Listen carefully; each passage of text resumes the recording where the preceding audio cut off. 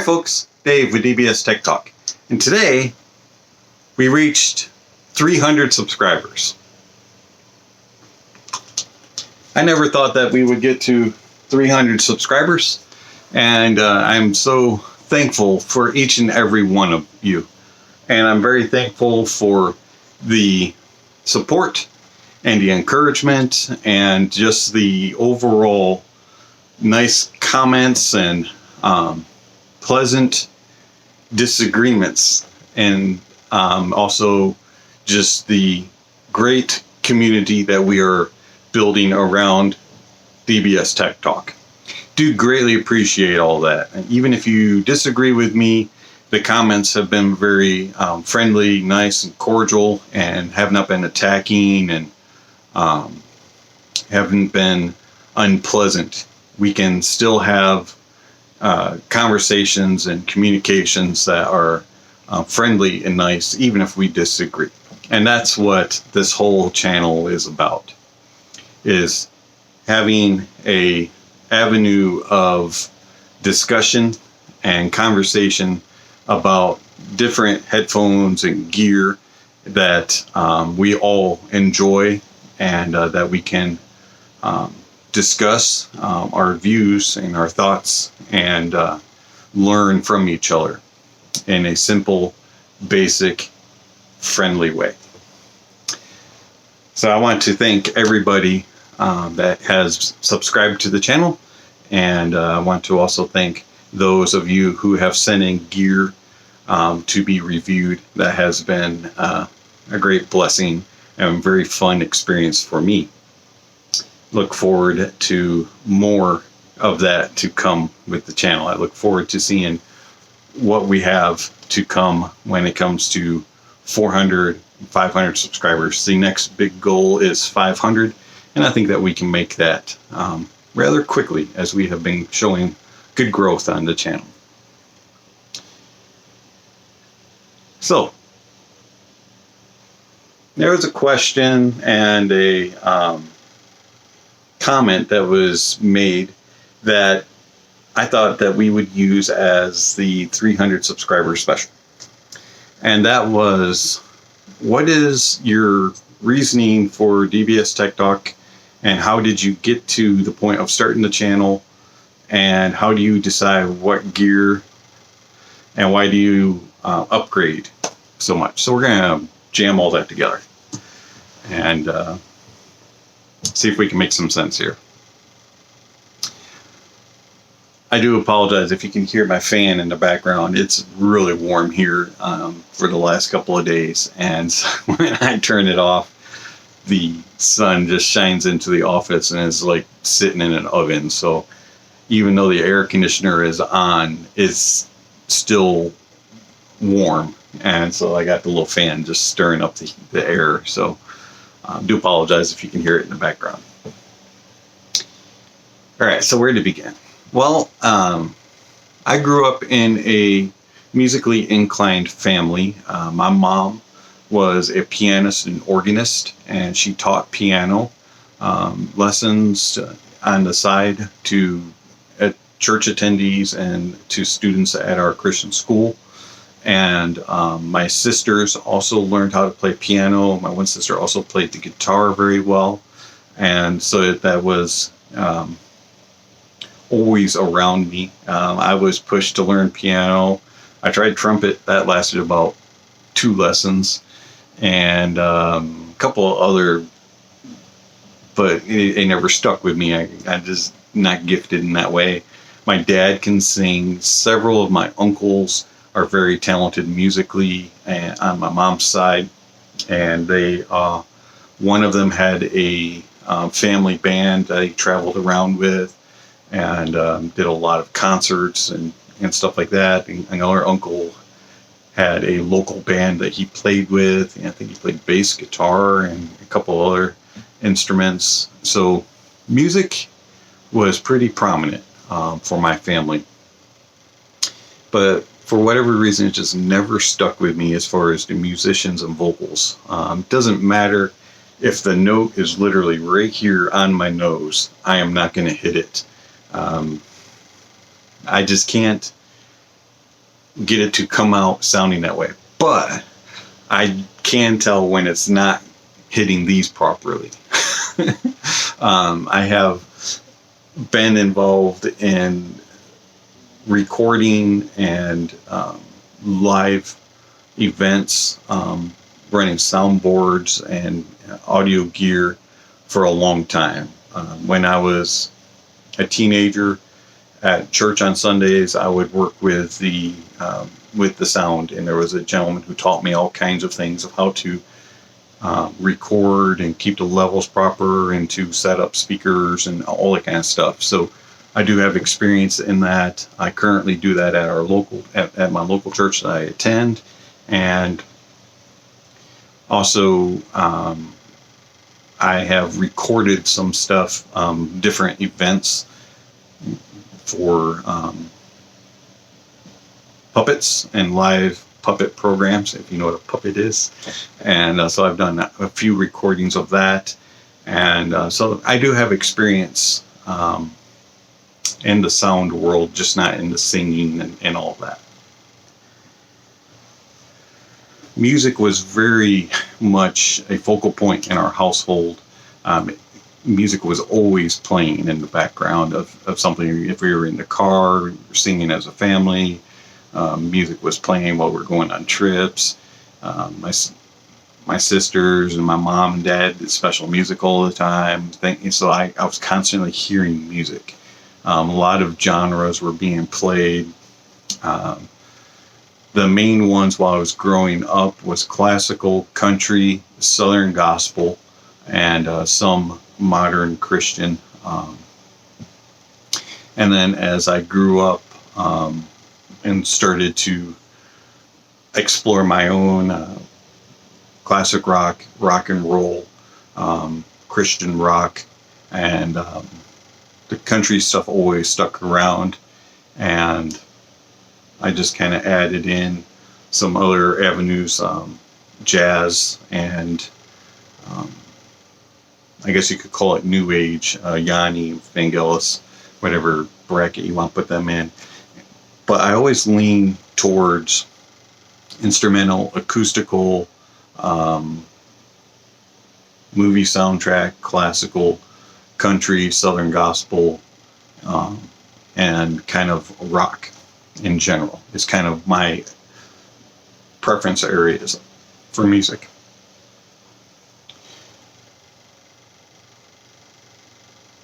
That was kind of the initial just part of me just growing up and learning to appreciate music and all sorts of music and hearing it, and just building on that basis of music is part of life. And life is boring if there isn't music involved, in my opinion.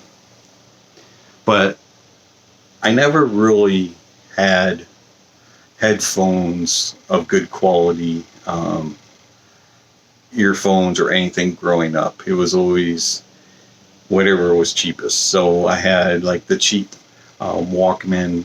It wasn't a Walkman, but it was like the knockoff version of one. It had the little metal headband with those earphone cups that if they rubbed on a hot sweaty day, you would rub your ears raw type of headphone. I did have a Discman. Wasn't Sony, it was a knockoff again. I had a boombox of some sort, and I would record songs off the radio and then make mix tapes.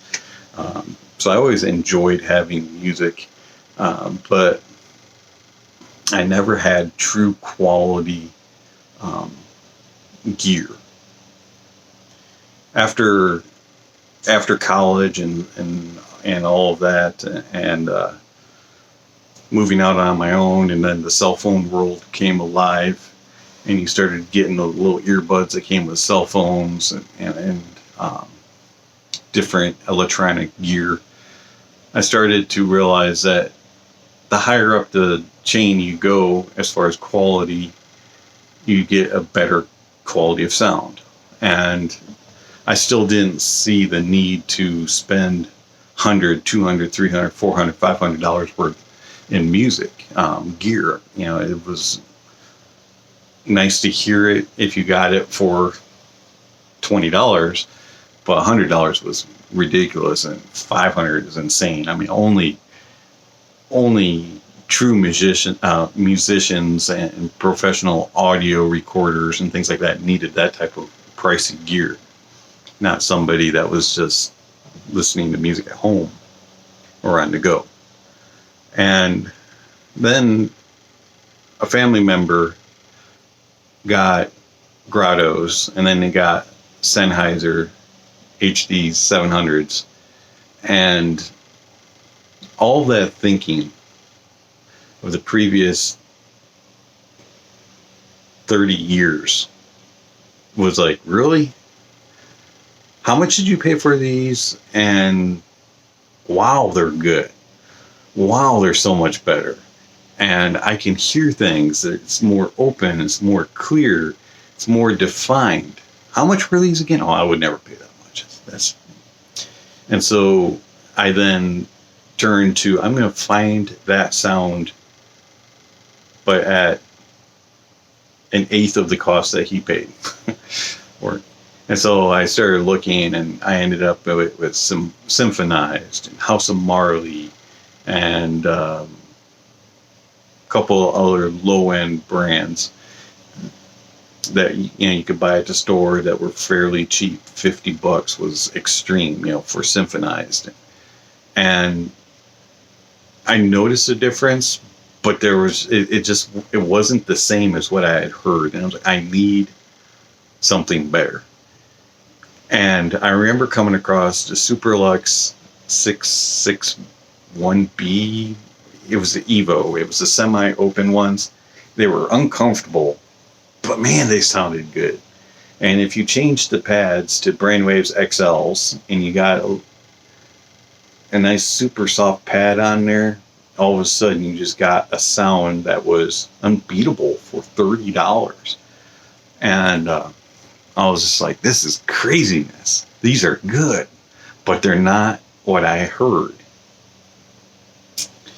And it started to drive me to find what I was truly looking for. And I started to hone in on what my sound signature was, what my preferred sound signature was. And I started watching reviewers online, I started reading reviewers, and I started to really focus on a couple certain ones. And they really, really were pushing this brand called Monoprice, and the M560 and the M1060, and how planar sound is just so much different, and how you've got to get these. These are so much better than all of these others, and they compete with the $500 and $1,000 headphones. And you've got to get these are it for the budget audio lover. And so I bit the bullet and I bought the M560. And they came, and I remember loving them when I first got them. And then I got the replacement pads that were recommended, the Sony XB things that are like fat donuts. And I put them on. I was just like amazed. But they sounded awful when they were closed up, and they were heavy, couldn't listen to them for very long. And they still didn't have that sound that I was looking for. I tried numerous other headphones. I tried Barodynamic Custom Studios. I tried moving around, and then finally I upgraded to the M1060, knowing that I was going to have to mod them the way that they did online to get the sound that I wanted. And so I got the extra pads, and I removed the filters, and I modded them, and that sound was incredible. They sounded good stock, but when I modded them, I had the headphone. I was like, this is it. Then I went, and I knew that I needed a little bit more. Of course, I still at this time didn't really fully understand anything about DACs and amps and really about headphones too much. But I knew that everybody said DACs and amps made headphones sound better. And so I went and I purchased off of Massdrop the topping stack, the D30 DAC and the A30 amp. It came, I put my M1060s in there and Dynamic Custom Studios, and I was blown away. I was just amazed. And I was like, this sounds so much better than coming out of my phone. This sounds so much better than just coming out of the headphone jack out of my computer. Wow, wow, and wow. And I was just amazed. And at that time, I was hooked. And then it clicked. Why am I going off of everybody's recommendation and just thinking that they are God and that they know what they're talking about and they know what's best for me? When I've never met them, I've never sat down with them, I've never talked with them. How do they know? Why am I trusting them instead of trusting myself?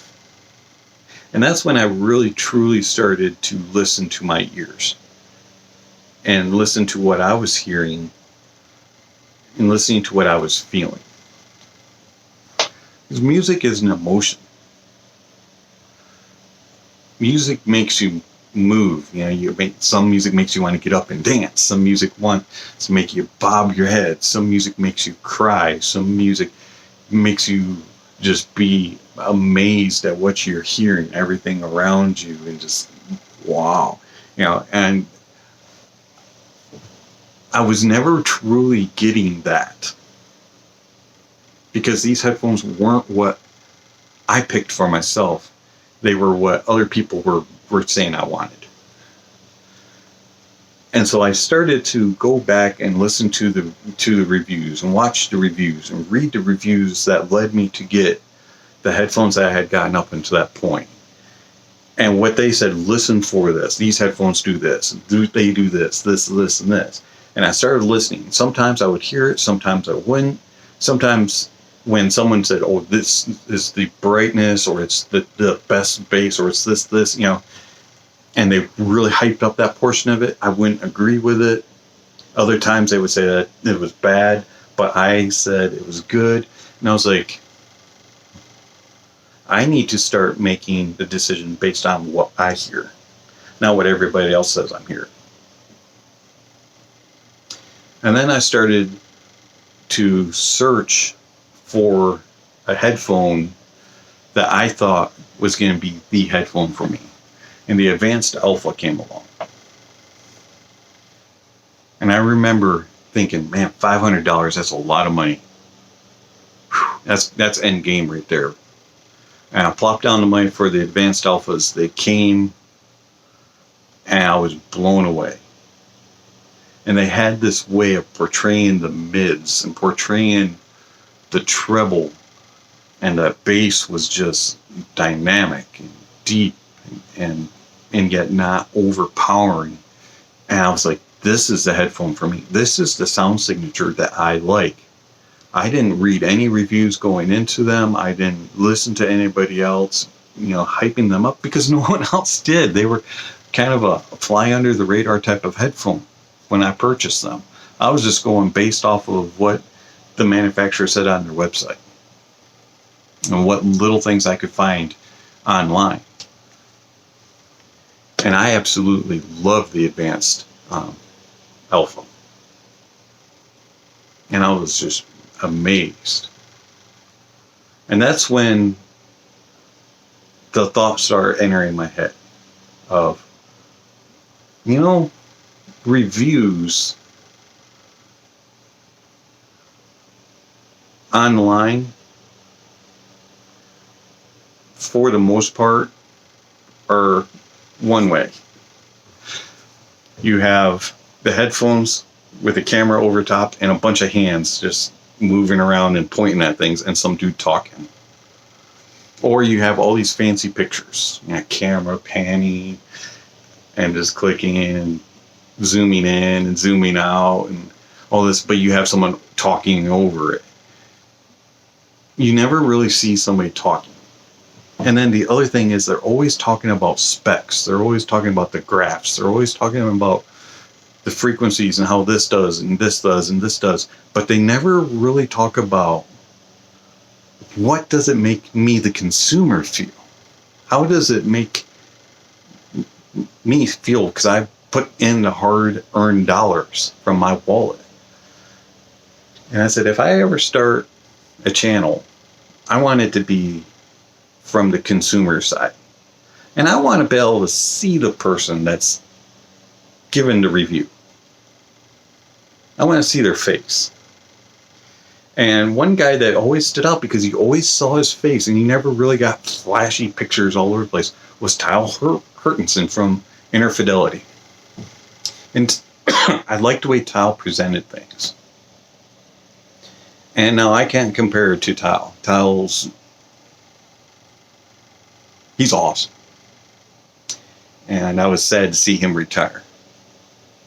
But I said, I want to do a review similar to his style, where you see his face, you know whether or not he truly means what he's saying, and it's like he's conversing to you, like you're sitting on the other side in the chair across from him, and he's explaining to you why he loves these headphones, or why he hates them, or what he dislikes and likes. And I want it to be a conversation from somebody who's actually experienced that headphone. And so I started thinking about how to set up my office. And if you go back and you watch my original videos, I was sitting on a little couch and I maybe had some stuff around me, and it's evolved through the time frame. But I wanted it to be like a conversation. I wanted it to be like not overloaded with specs, not overloaded with something that would bore me if I was sitting there listening. Because no matter if you're reviewing headphones, or if you're reviewing a vacuum cleaner, or you're reviewing a car or a can opener or a mousetrap, if you only talk about the specs and the technical stuff and you use all this verbiage that I have no clue what you're talking about, you're going to lose me. And I'm not going to watch the whole video. If we're talking in person, I'm going to be zoning out. I'm going to be staring at the bird sitting in the tree, or I'm going to be watching a squirrel walk across the wire, or I'm going to be thinking about what I need to go buy at the store, something. So I wanted my reviews to be simple but truthful, engaging, and sincere. I wanted people to know that what I was saying came from my heart and came from my own thoughts. I'm not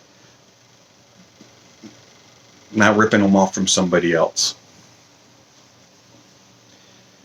So I started my channel, and I had very limited gear, and I started to explore other gear. And the reason why I wanted to explore other gear wasn't because I didn't like the topping stack.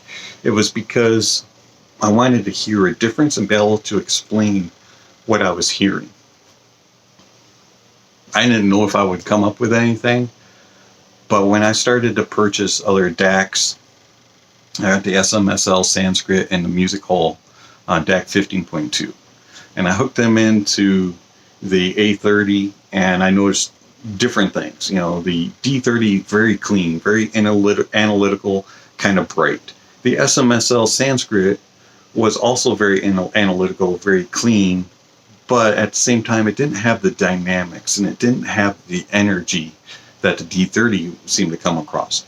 And then the Music Hall was more, a little warmer, more full-bodied, and more just pleasurable.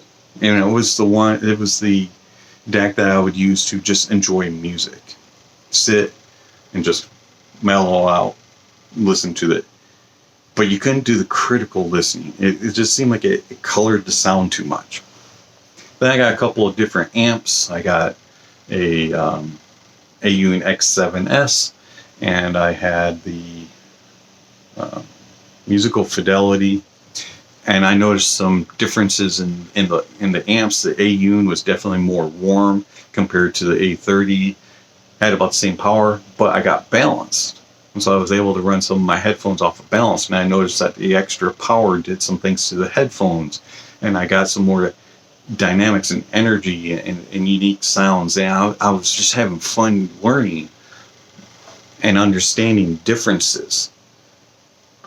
And then I wanted to try tube amps, and so I got a little dot, or actually, excuse me, I got a little bear, P4. Came, it was broken, had to ship it back, got a replacement, worked awesome, loved the thing, and then 1 week later it broke. So I returned it, got a little dot, Mark II, I believe it was, and that worked well, but I could never get the sound I was looking for. It was always muddying up the sound too much and making it sound way too warm and thick. I could never get a good soundstage clarity. It just sounded like it was just, everything was just all kind of jumbled together. Then I started throwing some other headphones in. I ended up getting the Focal Elax, and I was just like totally amazed at how much soundstage you can get and how much movement in there. You get the little 360 thing going around your head, and it has the layers, and it has the clarity, and has the analytical sound. It was just incredible. Went to some other thing, got the ZMF Classics, got the Mr. Speaker's AM Flow Opens, got the HD 600. And when I got the HD 600, because I already kind of knew what sound signature I preferred, that HD 600 just fit it. It was like, poof, here's your headphone. Bam. And I knew immediately that is my standard. That's the sound I need to compare everything else to. Then I needed to find some amps to go with it, and I had the Massdrop Cavelli CTH. I ended up getting the Liquid Carbon X, and they match very well with the HD 600. The APPJ PA1502 is a really great little tube amp, and I knew that I had the different sound signatures that I wanted, so that I can explain in my reviews. Here's the benchmark, and then here is what happens when you add in all these different ones. If you do a true tube, if you do a hybrid, if you do a warmer solid state amp, if you do a more analytical solid state. But I still was missing that one critical piece, and that was the actual analytical benchmark DAC amp. And I wasn't sure if I was going to go back to doing like a topping D30, because I had sold that, if I was going to bring that back, or if I was going to get something higher up on there. Wasn't sure what kind of amp I was going to get. And I tried the Audio GD NFB 12.1 and truly enjoyed that, but it still wasn't quite analytical enough. It had a little bit too much warmth on it, and it colored the sound. I wanted something that was pure. And the opportunity came to get the Monoprice Monolith THX AAA 788. And that was a big step for me. It's a $500 DAC amp. I waited and I waited. Finally, I got a coupon from Monoprice, which they give out. And love you, Monoprice. You're awesome for the coupons. And I got that coupon. And when I got the Monoprice Monolith 788 in, and I put my HD 600s on, I knew that I had the benchmark setup that I wanted for my channel. Analytical, clean, dark background, extends well, gives me the air, the crispness, the separation, and the soundstage, and all the details that I wanted. And I'm at the point where I have my benchmark, so that when I'm doing my reviews, I can match up and compare evenly. And now when you viewers like Austin send me in the JDS Labs L amp, or the little Audio Quest Dragonfly Red, and things like that, I can compare and go, it's good and it's close, but it's not THX, or this is what THX sounds like, this is what non-THX sounds like, which is really good. And spoiler alert, that's what the L amp is. But why did I upgrade? It's because I was trying to obtain a sound. And when you find that sound, you know it. You might not know it until you find it. But once you find it, you're like, well, that's it. That's what I was looking for. This is enjoyable to me. It's not too bright. It's not too mellow. It's not too dark and thumpy. It's not too much mids. It's not too enclosed. It's not super wide. This is perfect for me. And that's what the HD600 and the Monolith THX 788 is for me, along with the Cavelli CTH and Liquid Carbon X.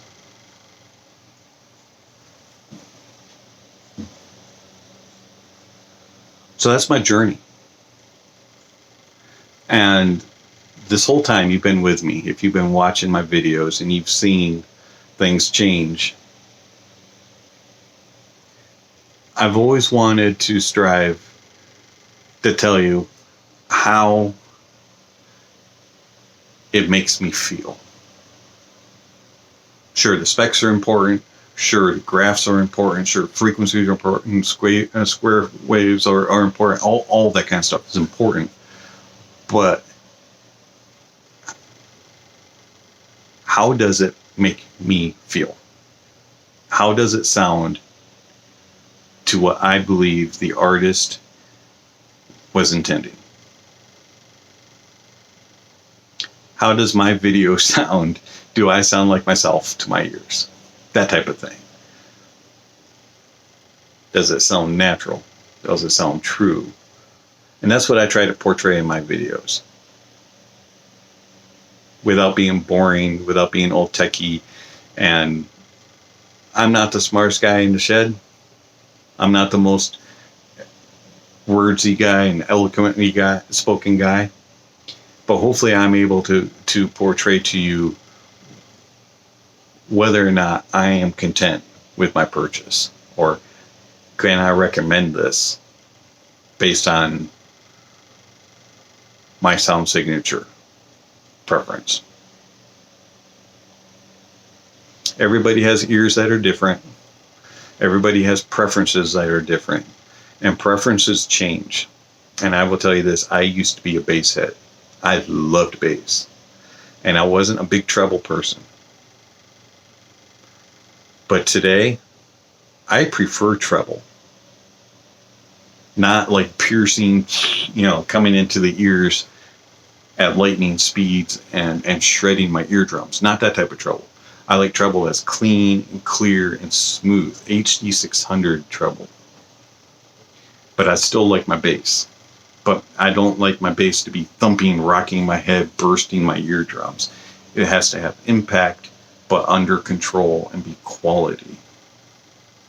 Now, if I'm just listening to a fun headphone, sure, bass is there. The Monoprice Retros that I modded out, those have got the bass that's but they're not everyday drivers for me. HD 600 is. My preference changed. Give your ears time. Try out different gear. You might be surprised what you actually like. 300 subscribers. Thank you for sticking with me. Let's continue to grow it, and let's see how quickly we can get up to 500 subscribers. It's been a fun journey. Let's continue it. I have some gear coming from some of the viewers. If you have something that you would like to send, check out the link down below. Send me an email, and be glad to review it and give you my thoughts. This has been Dave with DBS Tech Talk. Thank you for watching, and I'll catch you on the next video.